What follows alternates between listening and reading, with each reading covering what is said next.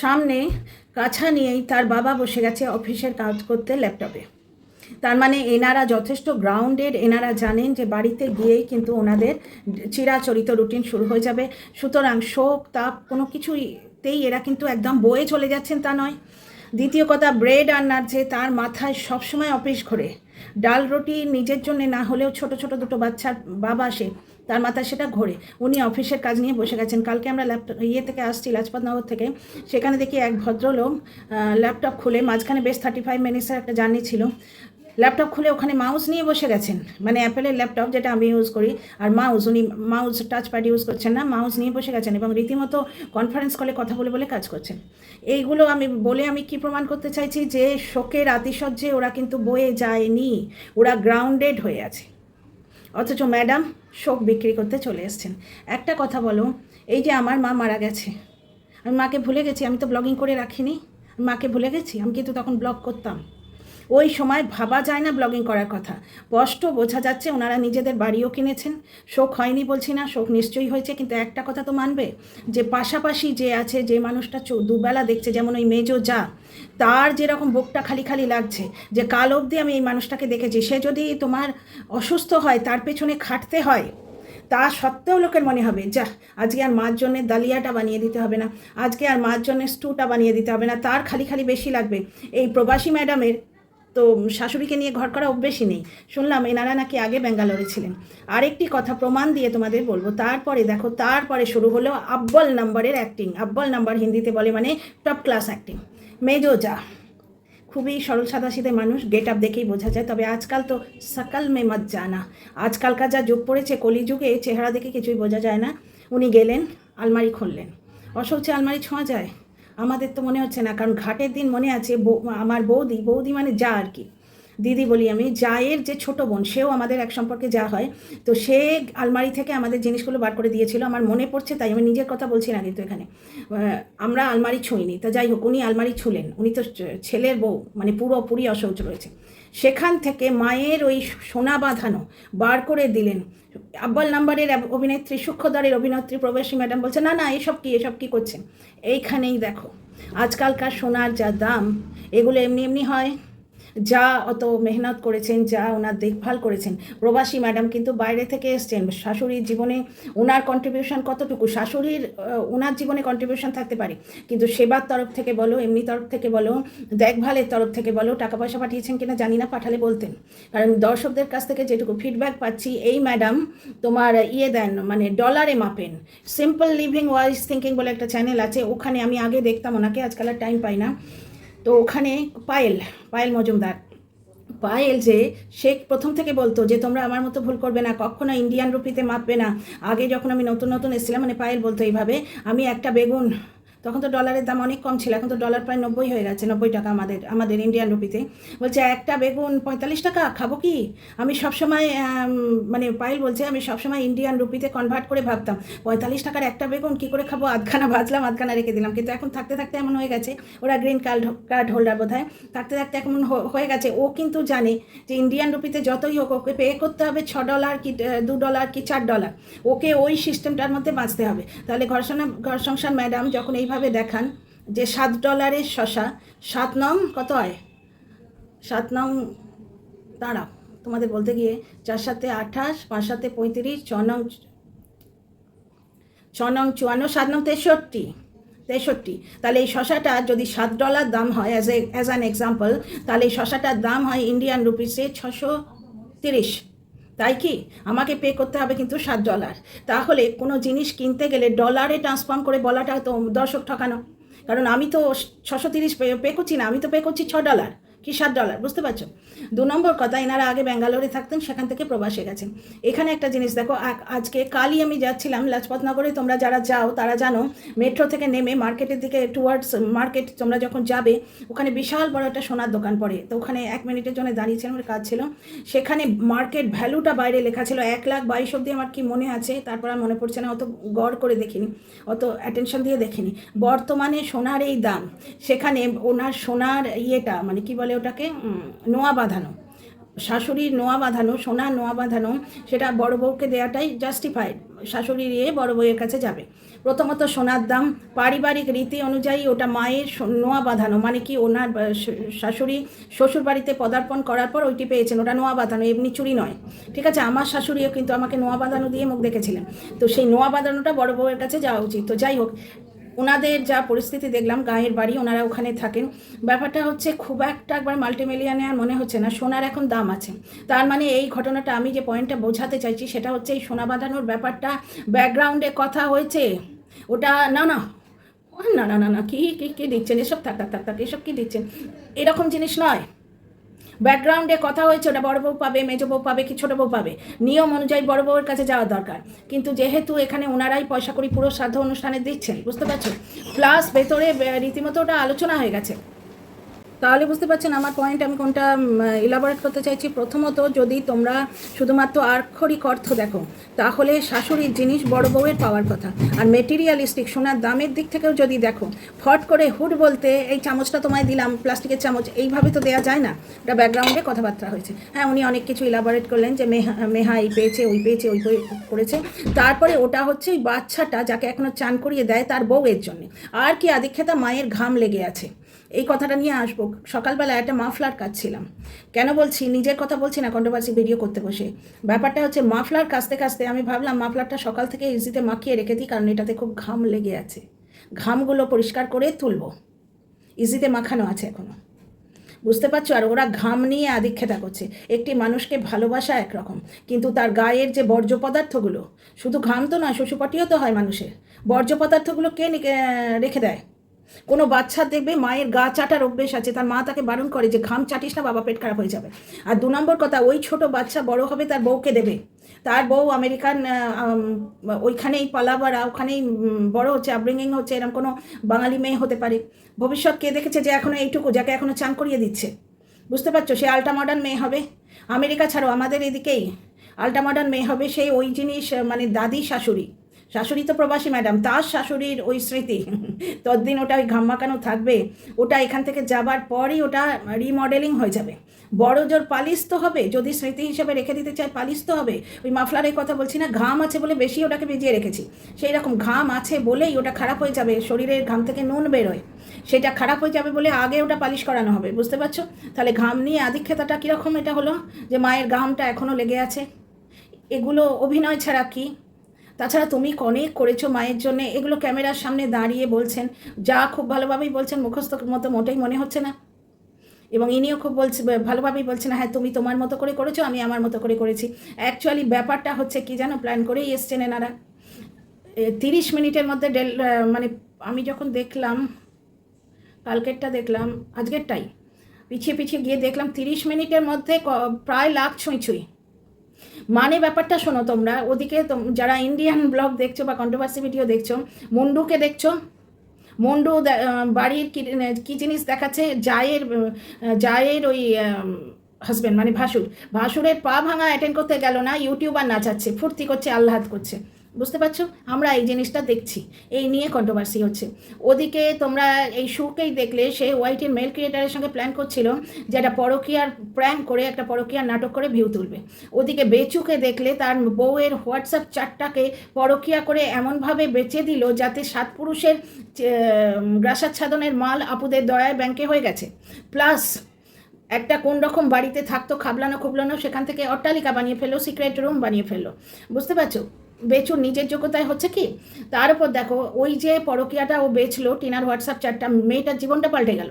ফোকলার খপ্পরে পড়তো না, ও ফোকলাকে বিয়ে করার কোনো রকম প্ল্যান ছিল না, বিয়ে তো হয়ও নি, হিন্দু ম্যারেজে একটা বিয়ে থাকলে একটা হয় না।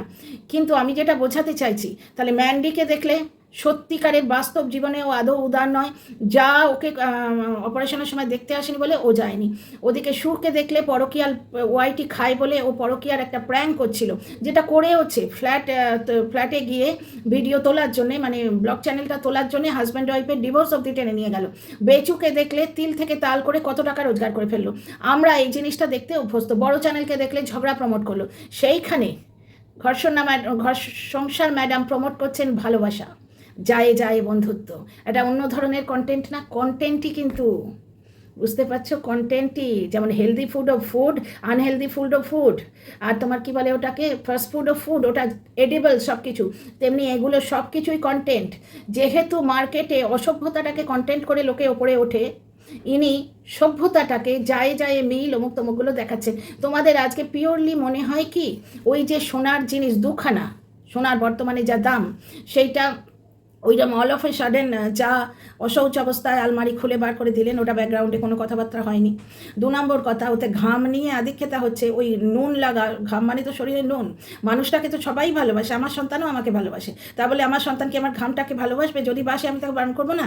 তো সেই রকম ব্যাপার স্যাপার, ওটা ইমিডিয়েটলি পলিশ করানো হবে, কারণ পাছে ওই ঘামটাতে সোনাটা নষ্ট হয়ে যায়। এই জন্যেই আপনাদের বোঝালাম যে মানুষগুলো কতখানি গ্রাউন্ডেড, মাটিতে পা দিয়ে রয়েছে, বুঝতে পারছেন? তার আগে একটা কমেন্ট পড়ে শোনাবো আপনাদের, বাকি ভিডিওটার সম্বন্ধে বলার আগে। মানে আমি আপনাদের পুরো জিনিসটা দেখালাম, যেখানে ওয়াইটিতে ঘর ভাঙা, নোংরামো, পরকিয়া, যায় যায় মতভেদ, এইগুলো প্রমোট লোকে দেখছে, সেখানে বিলকুল অপোজিট যদি একটা জিনিস বিক্রি হয়, লোকে বেশি দেখবে এবং হচ্ছেও তাই। আচ্ছা, আর একটা কথা, দর্শক বন্ধুর কথা হচ্ছে, এই যে কমেন্টটা পড়ে শোনাই।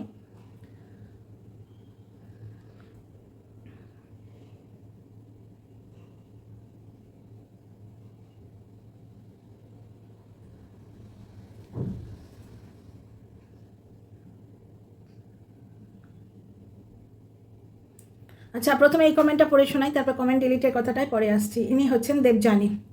আমি আপনাকে এর আগে কখনো কমেন্ট করিনি, আপনার লাইভে অনেকবার এসেছি। আমি 24 বছর হলো আমেরিকায় আছি, গভর্নমেন্ট জব করি, নট ব্যাড। আমেরিকায় গিয়ে আমেরিকান গভর্নমেন্টের জব করছেন উনি বিদেশে হয়ে, যথেষ্ট মানে এটা যথেষ্ট অ্যাচিভমেন্ট। আচ্ছা, সিটিজেন আমি, গ্রিন কার্ড হোল্ডার। একটা কথা মৌহাকে জিজ্ঞেস করুন প্লিজ, যে ওনার রেসিডেন্সিয়াল স্ট্যাটাস কি ইউএসএতে? এই সমস্ত মারপ্যাক যারা বিদেশে প্রবাসে আছেন তারা ভালো বুঝবেন, ওনার রেসিডেন্সিয়াল স্ট্যাটাস কি ইউএসএতে। প্রচুর মানুষ হাজারবার ওনাকে জিজ্ঞেস করেছে, ওনার কি উত্তর দেবার দায় নেই? এইখানে একটা কথা বলি, যখন উনি এই মৃতদেহ বেচতে এলেন, তখন উনি কি বললেন? খুব মিহি গলায়, অত্যন্ত ভদ্র বাংলাতে বললেন যে একটা ভিডিও শুধু মনিটাইজেশন অফ করা ছিল, একটা, পরেরগুলো শুরু হয় অ্যাড দিয়ে। আচ্ছা, প্রথমটাও অ্যাড ছিল। তো যাই হোক, উনি বললেন যে তোমরাও তো আমার এক্সটেন্সিভ পরিবার, একটা বৃহত্তম পরিবার, জীবনের সব কিছু তোমাদের সঙ্গে সুখটা যখন শেয়ার করি তখন দুঃখটাও শেয়ার করব। বিরাট বড় গুগলি, মানে একবারে অনিল কুম্বলে বা সেনওয়ানের গুগলি, দর্শকরা ক্লিন বোল্ড, বুঝতে পারছো? দর্শকরা ক্লিন বোল্ড। এইখানে উনি বলছেন যে ওনার কি উত্তর দেওয়ার দায় নেই? তাহলে দর্শকদের সঙ্গে উনি যদি মৃতদেহটা পর্যন্ত শেয়ার করেন, তাহলে দেবযানী ম্যাডামের এই যে প্রশ্ন, প্রচুর মানুষ হাজারবার ওনাকে জিজ্ঞেস করেছে ওনার কি উত্তর দেওয়ার দায় নেই? ডেফিনেটলি দায় আছে। উনি যখন ওনার বৃহত্তর পরিবারের সঙ্গে সবটা শেয়ার করেন, তাহলে এটাও শেয়ার করা ওনার উচিত, যেটা হচ্ছে ওনার রেসিডেন্সিয়াল স্ট্যাটাস কি ইউএসএতে। আচ্ছা, উনি তো এক্সটেন্ডেড ফ্যামিলি ভাবেন দর্শকদের। আচ্ছা, আসলে উনি বলতেই চান না, কারণ ওনারা এখনও টেম্পোরারি ওয়ার্ক ভিসাতেই আছে, যেটা বলতে লজ্জা পায়। আচ্ছা, গ্রিন কার্ড হচ্ছে মিনিমাম স্ট্যাটাস থাকার জন্য এখানে, যেটা এখনও হয়নি ওদের, এটাতে 8টা লাইক করেছে, বুঝতে পারছো? তাহলে বেশ কিছু ঝাপসা জিনিস রাখা হচ্ছে। মানে উনি যেভাবে প্রমোট করছেন যে আমি আমার এক্সটেন্ডেড বৃহত্তর ফ্যামিলিকে সব কিছু দেখাবো, এমনকি মৃতদেহ দেখাবো, স্বামীর কান্না অবধি দেখাবো, হব্বিষ্যি করা দেখাবো। কালকে থামনেলে ভাসুরদের বলছে পোস্ট দিন, এরকম করে ওরা পোস্ট দিচ্ছে থামনেলে, তাদের শোক বিক্রি হচ্ছে। এবং ওই মানুষগুলোর কিরম কষ্ট হচ্ছে বলো তো? এই মানিকবাবু হয়তো পুরো শ্রাদ্ধের পয়সাটা দিচ্ছে, তাহলে ওনাদের কীরকম কষ্ট? মাতৃ শোক, জীবনের মতো চলে যাচ্ছে, মাটাকে আর দেখতে পাবে না। ইনি পরের বাড়ির মেয়ে, দেখো ভাই, যতই বলো, আমরা পরের বাড়ির মেয়ে, আমার শাশুড়ি মার কাছে আমরা মেয়ের মতো। আমিও আমার শাশুড়িকে খুব ভালোবাসি, আপনিও ভালোবাসেন, কিন্তু আমরা হলাম মেয়ের মতো। শাশুড়ির ছেলেরা তো আমাদের থেকে বেশি ভালোবাসে নিশ্চয়ই। তাহলে ওই যে ভাসুর দেওর, তাদের যে বা 2 ভাসুর, তাদের এইভাবে বলা হচ্ছে আপনারা পোস্ট দিন। কালকে থাম্বনেলটা দেখেছো? শোকের সময় ওইভাবে শ্বশুরবাড়ির লোকেদের উনি বিরক্ত করছেন। আর এখানে দেখো, দেবযানী যে প্রশ্নটা তুলেছেন যে উনি জবাব দিতেই চান না, তার মানে বৃহত্তর ফ্যামিলির সঙ্গে উনি সব কিছু শেয়ার করেন না, অনেক কিছুই ফিশি আছে। আরও কমেন্ট শোনো।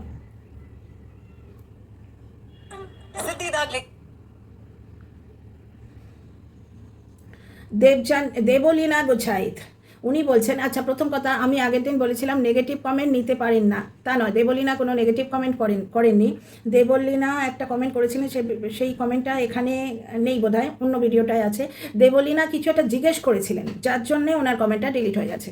এই ডিলিট নিয়ে কথা বলবো বলেই এত কথা বলছি। শোনো, এইখানে আরেকটা কমেন্ট, দেবলীনা গুছাইত, কারণটা বলি, উনি নেগেটিভ কমেন্ট সমানে ডিলিট করছেন দেখলাম, তাই আমি লিখলাম এত দুঃখের সময় আপনি বসে বসে কমেন্ট ডিলিট করছেন, শুধু এইটুকু লিখেছে ও, তাই দিয়েছে ব্লক করে, বলে হাসির সমস্ত হাসির ইমোজি। দেবলীনা গুছাইত প্রাণ ফেটে মরে যাচ্ছে না যে ওনাকে ব্লক করে দিয়েছে বলে। আমি কোনো খারাপ কমেন্ট করিনি নিজে। এবার এটা আমি লিখেছিলাম থাম্বনেলে যে নেগেটিভ কমেন্ট ডিলিট করছে, সুতরাং আমার এটা ক্লিয়ার করা আমার দায়িত্বের মধ্যে পড়ে যে দেবলীনা দেবী কিন্তু কোনো নেগেটিভ কমেন্ট করেনি। উনি শুধু এইটুকু লিখেছিলেন যে এত দুঃখের সময় আপনি বসে বসে কমেন্ট ডিলিট করছেন, এটা যে কোনো মানুষের মনে হবে। এর থেকে আমি পয়েন্ট তুলে দিই তোমাদের, ওনার কি এখন সময় আছে? ওনার এডিটিংটাও করতে হচ্ছে, এত দুঃখের সময় বহু কষ্ট করে উনি এডিটিংটাও করছেন, মানে শোক তাপ রেখে অসৌচ পালন করে। তাহলে কি উনি কমেন্ট ডিলিট করছেন? ওনার তো প্রচুর কমেন্ট আসে, তোমার আমার মতো 10টা কমেন্ট কি 20টা কি 50টা কমেন্ট নয়? তাহলে কি ওনার পিআর এজেন্সি আছে যারা ফেসবুকে ওনার হয়ে কনফ্রন্ট করছে? আমার এখানে একজন লিখে গেছেন, এই যে এই কমেন্ট বক্সে কোথায় আছে দাঁড়াও দেখি, কোথাও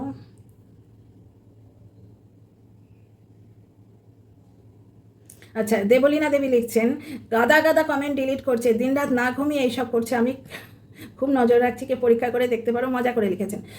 গাদা গাদা কমেন্ট ডিলিট হচ্ছে, তার মানে কি পাবলিকের প্রতি ওনার যে, পাবলিকের মধ্যে ওনার যে ভাবমূর্তি, সেটার প্রতি উনি পুরোপুরি সচেতন। উনি বসে বসে ডিলিট করছেন, এটা ভাবাটা অদ্ভুত। সুতরাং ওনার পিআর এজেন্সি আছে, আমি প্রমাণ নিয়ে বলছি। প্রমাণ হচ্ছে, দেবলীনা দেবী লিখছেন 2.9 কমেন্টস হয়েছিল, 2,09,000 কমেন্ট, ভাবতে পারছো?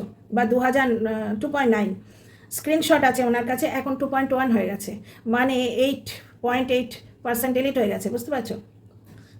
তারপরে আরেকজন বলছেন, সুচিস্মিতা দত্ত সাহা, এনাকে আমি চিনি অনেক দিন থেকে, মানে এই ভার্চুয়ালি চিনি আর কি, পার্সোনালি আমার কারোর সঙ্গে কথা হয় না, আপডেট দিতে এলাম, এটা তো হলো, এটা তো পড়লাম। সুচিস্মিতা দত্ত সাহা বলছেন, আমার কমেন্টও ডিলিট করেছে, খুব চালাক মহিলা, বলে হাসছেন। এখানে আর একটা ইম্পর্টেন্ট কথা, মীনাক্ষী হ্যাপি কিচেন, না দেখলেই হয়, এত কথার দরকার কি? সেখানে আমি লিখেছি, কথা তো হবেই বন্ধু, সমালোচনা তো কথারই নাম, ঠিকঠাক দেখালে কোনো কথা হয় না। সে তো বটেই, আমি না বললে অন্য কেউ বলবে, ভুল করছেন তবে তো আমরা ভুল ধরার সুযোগ পাচ্ছি, না দেখলেই হয়, রেগুলার তো দেখি না। কিন্তু এখন অদ্ভুত জিনিস দেখাচ্ছেন উনি, অ্যাকচুয়ালি চিরাচরিত কন্টেন্টের বাইরে একটা কন্টেন্ট পেয়েছেন। শোক কি মানুষ এইভাবে ধরে রাখে তোমরা বলো তো?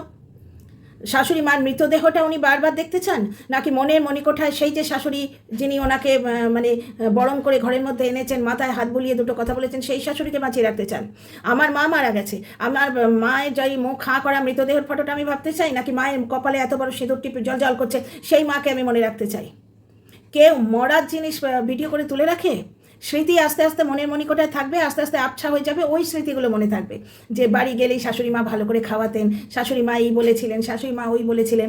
এখন যেমন আমি ভাবি, শ্বশুর শাশুড়ি ওয়েট করে থাকতেন ফ্লাইট কখন ল্যান্ড করবে, বুঝতে পারছো? আমার মা চৌকাটে চোখ দিয়ে বসে থাকতো, মানুষ এইগুলো মনে রাখতে চায়, ভালো স্মৃতি ধরে রাখতে চায়, পুরোটাই একটা পয়সা রোজগার করার ফন্দি, কিন্তু অত্যন্ত ভদ্রভাবে।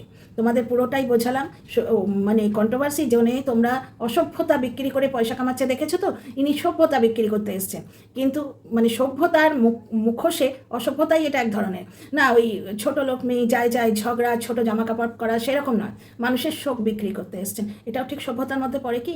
পরে পয়েন্টটা নিয়ে কথা বলি। এসো, এনার থেকে বরঞ্চ মেজোজন প্রচণ্ড অনেস্ট, উনি বললেন, এই জিনিসটা আমিও করেছিলাম, যাকে আমার কথা বলবো না এখানে, দর্শক বন্ধু কথা আমার মনে আছে। ব্যাপারটা হচ্ছে, উনি বলছেন যে শাশুড়ি মা বলতেন যে হাতের এই নোয়াগুলোর আমার বউয়ের জন্য, কিন্তু উনি চেপে যেতে পারতেন। শাশুড়ি মা কী বলতেন? প্রবাসী ঘরকন্যা জানতে পারছে না, প্রবাসী ম্যাডাম জানতে পারছেন না, উনি বললেন শুধু নয়, মানে ওটা ওকে দিয়ে দিলেন সোনার যা দাম, তার মানে অনেস্টকে মেজো বউ প্রচণ্ড অনেস্ট। 2 নম্বর কথা হচ্ছে, ইনি মার চশমাটা নিয়ে যাব, মার কুকিং বুকটা নিয়ে যাব, সেন্টিমেন্টের শ্বশুরি, ওই চশমা কি হবে স্মৃতি হিসেবে হয়তো উনি রাখবেন। চলো এগুলো স্পষ্ট বোঝা যায়। আর উনি কি কি নিয়েছেন সেটা থাম্বনেলেও দিয়েছেন, ওইটা শাশুড়ি বলে গেছিলেন রামার বউয়ের জন্য, উনি কিন্তু না দিলেও পারতেন। অনেস্টিটা তাহলে মেজো জায়ের তরফ থেকে আসছে। 2 নম্বর কথা, উনি একটা কুক বুক নিয়েছেন, উনি একটা মানে ডায়েরি যেখানে লিখে রাখতেন, আর একটা শাড়ি, কায়দা দেখো, ঘরে পরা শাড়ি উনি চেয়েছিলেন, আমরা মায়ের জিনিস নিতে পারি, শাশুড়ির সঙ্গে এত ঘরে পরার শাড়ি, মরার ঘরে পরার শাড়ি ফেলে দেয় লোকে। যাই হোক, উনি বললেন না না, ভেতরে অনেক ভালো শাড়ি আছে, নাও না। তার মানে ওটা আগে থেকে কথা হয়ে গেছে যে ভেতরে মায়ের এই শাড়িটা আমি নেব। একটা দেখালেন, ভেতরে আর কিছু দেখানো হয়েছে কিনা জানি, আর কিছু মানে নেয়া নিয়ে হয়েছে কিনা জানি না। প্রতিটি মুহূর্ত উনি আমাদের সঙ্গে শেয়ার করছেন না, সেটা সম্ভব নয়। 24 ঘন্টা দিনের মধ্যে আমরা 20 মিনিট দেখতে পাচ্ছি। তার মানে উনি একটা শাড়ি নিয়েছেন, যেটা মেজোজা কি ভালোভাবে বলছে ভেতরে অনেক ভালো শাড়ি আছে, নাও না। কারণ কি, ভেতরে যে শাড়িগুলো আছে ভালো শাড়ি, সেগুলো হয়তো ওরা ফেলবে না, তার মধ্যে ভাগ বাটোয়ারা তো হবেই। তার মধ্যে কিছুটা উনি নিয়ে যাবেন, একটা আমাদের দেখালেন।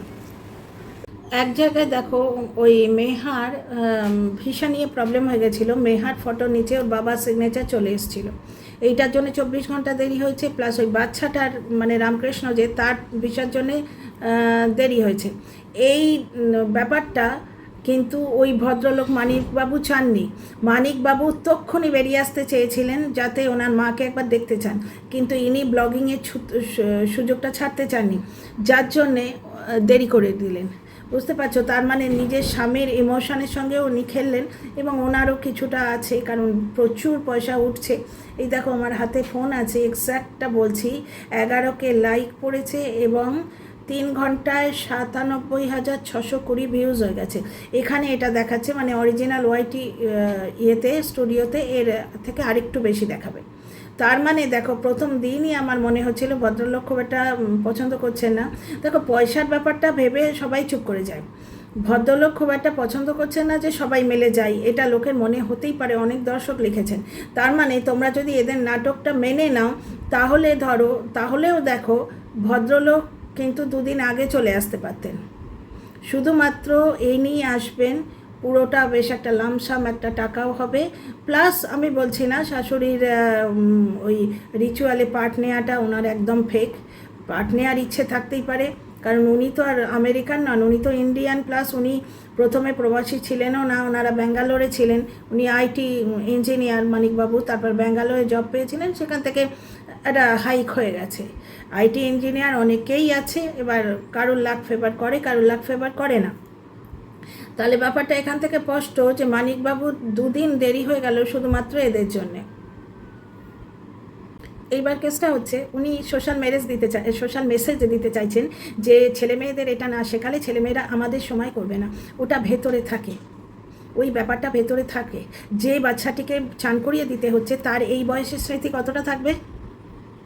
যেমন শাশুড়ি বলেই গেছিলেন ওই বালা মানে নোয়া বাঁধানোটা, ওটা হচ্ছে রামার বউয়ের জন্যে, মানে আগে থেকে এভরিথিং প্রি ডিসাইডেড। আর ইনি বারবার বলতে চাইছেন, আর যা যিনি উনি ইমোশনাল অ্যাঙ্গেল দিচ্ছেন, তুমি থাকতে পারতে না, ওরা শেষ দেখা একবার দেখবে, ঠাকুমাকে শেষ দেখা দেখবে।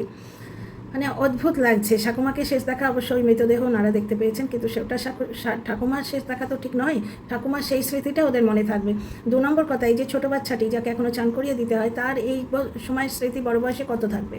আর ইনি সোশ্যাল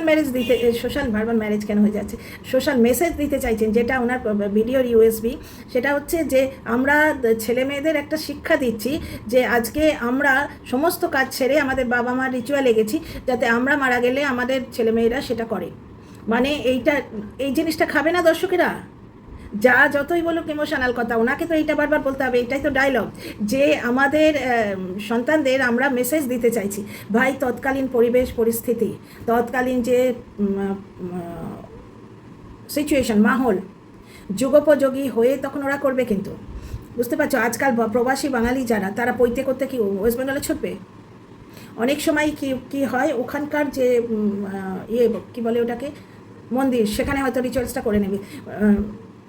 ভাড়া এই সমস্ত করতে পারবে কিনা, এফোর্ড করতে পারবে কিনা। 2 নম্বর কথা, কীরকম অদ্ভুত কথা বলছেন প্রবাসী ম্যাডাম, আমাদের সময় ওরা করবে না, ওনারা তো আমেরিকায় থাকেন, তাহলে ওদের তো সব কাজ ছেড়ে এখানে আসতে হচ্ছে না। ওনারা দীর্ঘজীবী হন, কিন্তু উনি নিজেই তো বলছেন আমাদের সময় ছেলেমেয়েরা করবে না, ওদের তো এখানে আসতে যাচ্ছে না, ওরা তো যা করার ওখানেই করবে। শাশুড়ি মায়ের শাড়ি নিলেন উনি নিজের পছন্দের মতো, যেটা ওনার পছন্দ, কিন্তু দর্শকদের কি বারবার বললেন যে আমার শাশুড়ি মা এটা বেশি পড়তেন, তাই আমি এটা নিচ্ছি। বড় মেজো যা যিনি, উনি বারবার ওনার পছন্দ জিজ্ঞেস করছিলেন, কিন্তু ইনি বারবার প্রমোট করছেন না, তুমি দাও না। যখন উনি চুজ করলেন একটা এটা নেবে, তখন কিন্তু বললেন যে কালোটা দাও। কালোটা শাশুড়ি মা খুব পছন্দ পড়তেন বলে উনি নিলেন। ব্যাপারটা হচ্ছে ওনার শাড়ি কি অভাব আছে? যাই হোক, এইটুকু ভালো লাগে। ভালো লাগলো। চলো, লোকে ঝগড়া দেখিয়ে পয়সা রোজগার করে, এরা অন্তত ফ্যামিলি ভ্যালুস দেখাচ্ছে। প্লাস এই সমস্ত ব্লগিং করার, এখানে ব্লগিং করার আরেকটা পয়েন্টও আছে, যেটা হচ্ছে ওনাকে নাকি অনেকে জিজ্ঞেস করতো যে তোমার বাপের বাড়ি পরিবারের সঙ্গে তোমার কিরম সম্পর্ক, তোমার শ্বশুরবাড়ি পরিবারের সঙ্গে তোমার কিরম সম্পর্ক, সেগুলো এখানে খুব বন্ধুত্ব, সেটা ক্লিয়ার হয়ে গেল। এবং পিআর এজেন্সি পুরোপুরি অ্যাক্টিভ, খুব সুন্দরভাবে এখানে কমেন্ট শুরুর দিকে কমেন্টে পিআর এজেন্সি পুরোপুরি অ্যাক্টিভ রয়েছে। লাস্টের দিকে খুঁজলে তোমরা অনেক কমেন্ট পাবে, সে আমার আর ধৈর্যও নেই এবং তোমাদেরও শোনার ধৈর্য নেই। আর 2 নম্বর কথা হচ্ছে, লাস্টের দিকে হেসে খেলে ব্লগিং করা হচ্ছে, হাসি তো আসছে। কারণ কি, স্বাভাবিক, যিনি গেছেন তিনি গেছেন 79 বছরে গেছেন, খুব একটা ভুগে যাননি। উনি দুধ চা পছন্দ করতেন, লাস্ট দিন অবধি দুধ চা খেয়েছেন মানে কি 79 বছর বয়সে ওনার দুধ চা হজম করার ক্ষমতা ছিল, তাই না? এবং বড় না, মেজো যা গিল্টি ফিল করছেন যে মৃতদের হাত থেকে আমি ওগুলো খুলে নিয়েছি, মায়ের হাত থেকে ওটা খুলে নিয়েছি, ওনার কাছে মা, কিন্তু প্রবাসী ম্যাডামের কাছে অলরেডি তো বডি হয়ে গেছে। এমনভাবে বোঝাচ্ছে যেন কেক বেকিং হচ্ছে। পুরোপুরি ব্যাপারটা আমি বলছি না তোমাদের যে ওনার শোক হয়নি, কিন্তু পুরোপুরি যে রাংতায় মোড়া প্যাকেটে উনি শোকটা বিক্রি করতে আসছেন, যে ভীষণ শোক হয়েছে সেটা নয়। ওনার হাসি আমরা দেখতে পেয়েছি। আজকে ইনি বলছেন যে আমার মানে মেজো যা বলছেন, আমার গয়না খুলতে গিয়ে কষ্ট হচ্ছে, কারণ ওনার কাছে মা তখনও মাই, এনার কাছে কিন্তু বডি হয়ে গেছে। বুঝতে পারছো কীভাবে বোঝালো, চুল্লিতে ঢোকানো। হ্যাঁ গো, ছেলে মেয়েদের এগুলো বোঝাতে হয়, তারা জীবনের চলার পথে পা একটা করে ফেলবে, একটা করে জিনিস তো শিখবে, তারা শিখবে না নিজেদের। অ্যাকচুয়ালি সোশ্যাল ম্যারেজ কি দিতে এসছেন জানো? ওই যে একটা সিনেমা খুব হিট হয়েছিল গো, মিঠুন চক্রবর্তীর একটা সিনেমা খুব হিট হয়েছিল। মিঠুনের কি না, মানে যাই হোক, বাংলা সিনেমা তো, আমার নামটা ঠিক মনে পড়ছে না। সেখানে দেখাচ্ছে এই ধরনের 2টো সিনেমা খুব হিট হয়েছে। সেটা হচ্ছে যে এই জেনারেশন, কারেন্ট জেনারেশন ওল্ডার জেনারেশনে টেক কেয়ার করছে না, সেই নিয়ে ল আছে, সেই নিয়ে তোমার কাজিয়া। এটা একটা মিঠুনের সিনেমা হয়েছে, আর আরেকজনের হয়েছিল ঋত্বিকের একটা সিনেমা হয়েছিল। সেই জিনিসটার অ্যাঙ্গেলে ইনি পোর্ট্রেট করছেন যে আমরা বাচ্চাদের দেখাচ্ছি যে জীবনের সমস্ত কাজকর্ম ফেলে এসে বাবা মার কাজকর্ম করতে হবে, রিচুয়াল করতে হবে। এইখানেই তো আপত্তি, এইখানেই তো ধোঁকা। ব্যাপারটা হচ্ছে এই ব্লগিংটি না থাকলে, এই মাছের তেলে যদি মাছ ভাজাটা হতো, তাহলে এনারা কতটা আসতে পারতেন, হয়তো দাদা আসতেন। বুঝতে পারছো? এসেও কিন্তু ওনাকে অফিসের কাজ করতে হচ্ছে এখানে বসে, মানে উনি পুরোপুরি পাটা মাটিতে দিয়ে আছেন। বুঝতে পারছো? যিনি যাবার গেছেন তার প্রতি শোকটা মিথ্যে নয়, কিন্তু এই যে এতটা খরচা, যার জন্য 2 দিন দেরি করলেন, মায়ের প্রতি এত টান, আর পয়সার প্রতি টানটা তার থেকে বেশি, যে মায়ের মৃতদেহ দেখার জন্যে 2 দিন দেরি করলেন। ওনাদের এই ভয়টা থাকতেই পারতো যে ডেড বডি আর রাখবে না, নিয়ে চলে যাবে। উনি শাড়িও চেঞ্জ করলেন, অ্যাপ্লিকের শাড়ি পরবেন না, কারণ সুতির শাড়ি পরলে হয়তো সেটা ছেড়ে দিতে হয়, শ্মশান যাত্রার শাড়ি, তাই অ্যাপ্লিকের শাড়িটা উনি খুলে রাখলেন। পুরোপুরি একটা ড্রামা উনি পেশ করছেন। শোক মিথ্যে বলছি না, কিন্তু এতটাও শোক হয়নি যেটা উনি দেখাতে চাইছেন। 2 নম্বর কথা, এই ব্লগিংয়ের ব্যাপারটা না থাকলে হোল ফ্যামিলিকে আসা হতো। তোমরা একবার ভেবে দেখো তো, হোল ফ্যামিলি আসার এই হ্যাপা করা হতো, এই টাকাটা যদি তোলার স্কোপ না থাকতো। See you in the next video. আর আমার খুব মনে হচ্ছে এখানে পিআর এজেন্সি কাজ করছে, কারণ অনেকে সাক্ষী দিচ্ছেন যে কমেন্ট ডিলিট হচ্ছে। এই শোকের অবস্থায়, বিরাট শোকের অবস্থায়, এত রিচুয়াল সেখানে উনি বসে বসে কমেন্ট ডিলিট করছেন কি? তো যাই হোক, see you in the next video. তোমাদের মতামতের অপেক্ষায় রইলাম। লাইক, শেয়ার, সাবস্ক্রাইব করো।